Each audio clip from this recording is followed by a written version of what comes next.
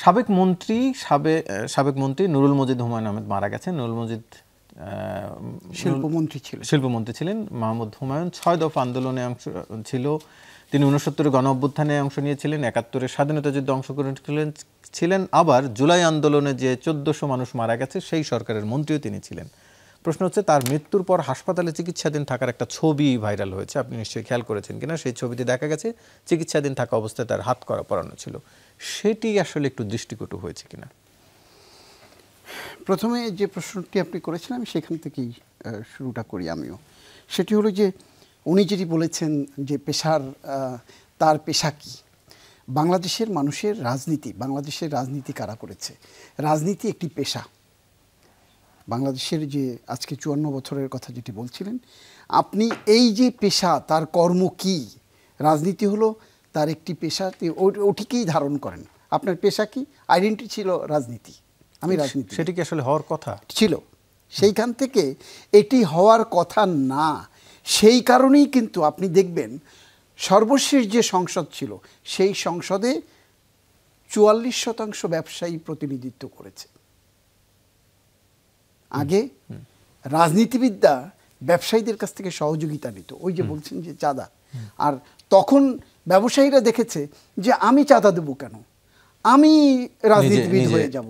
এবং এটি হতে গিয়ে বাংলাদেশের অর্থনীতি, বাংলাদেশের ব্যাংক, বাংলাদেশের শিল্পায়ন সব কিছুকে চুরমার করে দিয়ে সাধারণ মানুষের যে ভাগ্য বলতে যা কিছু সব কিছু কিন্তু তাদের হাতে নিয়ন্ত্রণে ছিল এবং সরকার তাদের দ্বারা নিয়ন্ত্রিত হতো ব্যবসায়ীদের মধ্যে দিয়ে। এখন যেটি হচ্ছে সেটি হলো আমলাতন্ত্র, প্রশাসন, মাঠ প্রশাসন, এদেরকে দিয়ে এখন সরকার নিয়ন্ত্রিত হচ্ছে। সরকার এত কিছু এই টানাপোড়েনের মধ্য দিয়েও তারপর তাদের মহার্ঘ ভাতা দিতে হবে, তাদের উৎসাহ ভাতা বাড়াতে লাগবে, তাদের নতুন বেতন কাঠামো করতে লাগবে, নতুন বেতন কমিশন করতে লাগবে। সারা দেশ গোল্লায় যাচ্ছে।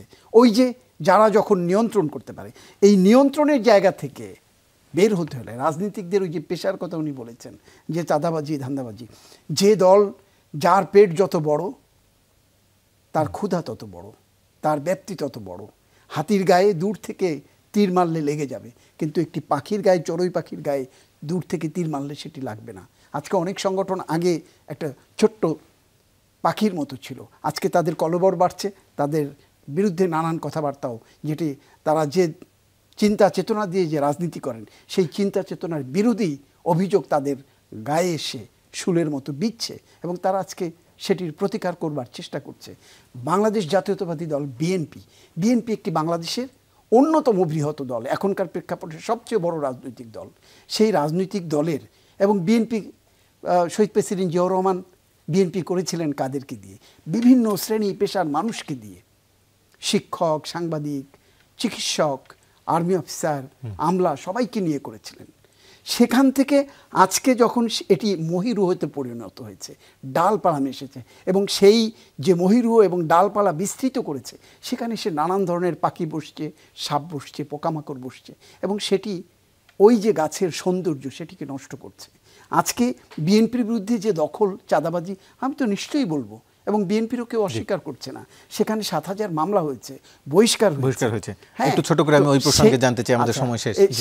সেই কারণে শুধুমাত্র বিএনপিকে অপরাধের জায়গায় ঠেলে দিয়ে আত্মতৃপ্তির ঢেকুর গেলবার কোনো সুযোগ নাই।